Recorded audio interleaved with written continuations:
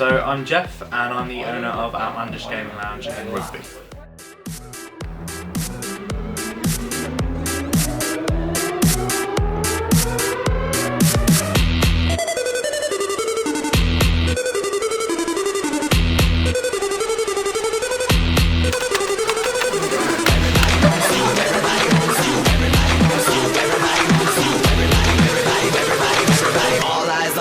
Everybody wants you.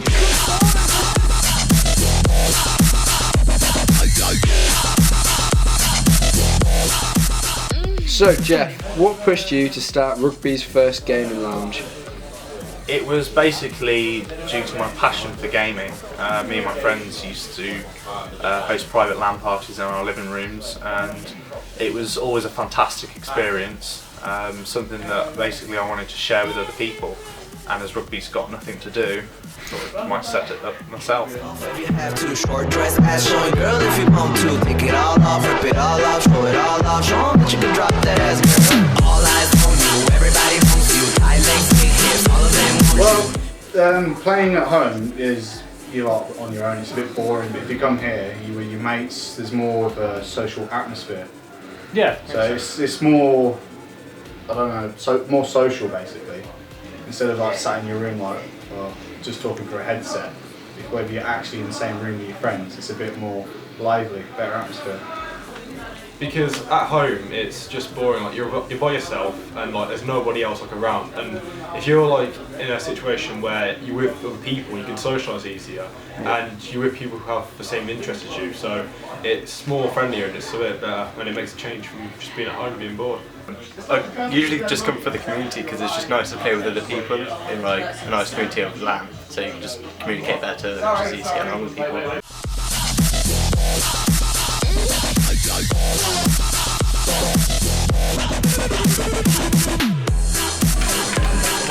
Why are you not?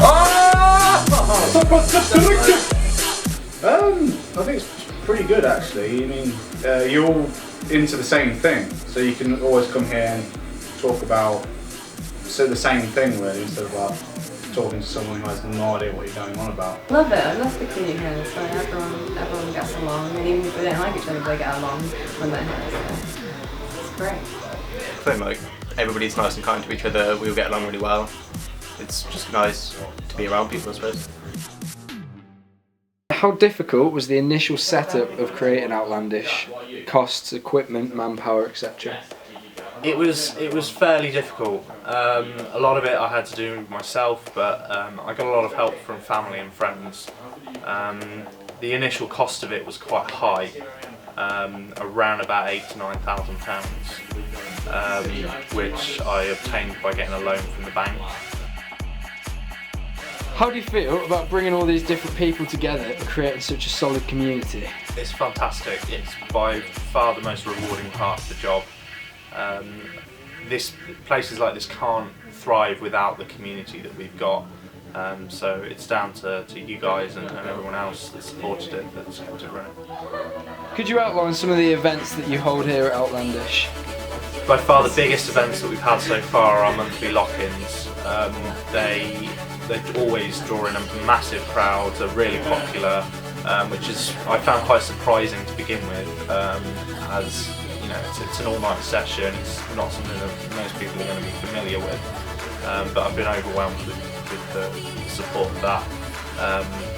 We've also done weekly tournaments, a few birthday parties, and you know, the popularity of them is always growing. No!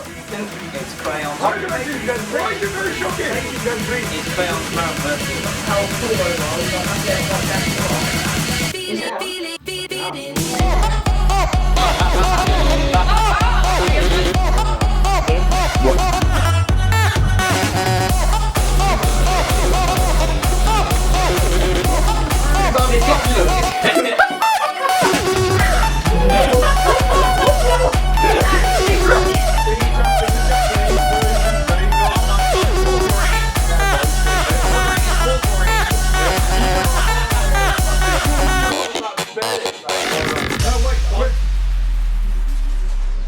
Where do you see Outlandish in 3 years' time? Oh, that's a big question. I guess Where I would like to see it is being a host for the esports events that are becoming quite popular. We do plan on, in the next few years, getting a bar license, getting an older audience in, more computers, maybe even a bigger premises. So Geoff, what equipment do you have for hire at Outlandish? We've got a massive range of things to do. There's everything from the Dreamcast, Sega Mega Drive, Wii, SNES, N64, the Xbox 360s, PS3s. We've also got 8 gaming machines, which are all networked together. And we're going to be getting in the PS4 very shortly, and possibly even the Xbox One. When Outlandish first came around, how did you create your customer base? A lot of it was through Facebook. I remember there was a point when I put the Facebook page up for it, and literally overnight it got 200 views and likes, which was amazing, considering that social media sometimes can take a while to take off. A lot of it is through word of mouth. The customers are fantastic at spreading the word, and because Rugby's not got anything like this, it tends to spread like wildfire. Do you feel that has paid off now? I do, yeah. It's definitely paid off. There's months when you think, oh, it's, you know, things are a bit tight, but you get that with most businesses.